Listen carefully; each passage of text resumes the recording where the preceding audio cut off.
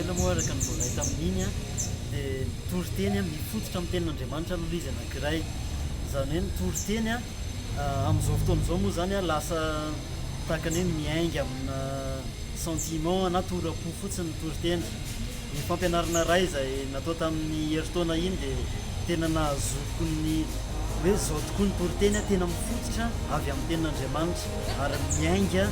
avy ao amin'ilay tenin'Andriamanitra tao anatin'iny moa nianatra ny fandamihana any koa mety hoe momba ny odidy lahatsoratra contexte hoy ny teny frantsay ho avy indray ty ny andihan'ny faharoa amin'ilay prédication textuelle na ilay toriteny mifototra amin'ny tenin'Andriamanitra manasa antsika rehetra mety mbola tsy nanatrika ianao tamin'ny heritaona fa za vavolombelona fa tena mampitombo ilay izy anankiray indrindra ho antsika kristianina tena mampitombo a mampiorina mampahay antsika hoe manahoana kay a zany toriteny tena mifototra amin'ny tenin'Andriamanitra zany fa tsy toriteny nitsoponina teny fotsiny a na toriteny a tiana hahazoana tombontsoa manokana fa avy amin'ny tenin'Andriamanitra ary tena hahazoana izay sitrapon'Andriamanitra manentana anao avy a amin'ny volana oktobra zao ilay izy a amin'izao ianao dia efa afaka misoratra anarana sahady saotra indrindra tompo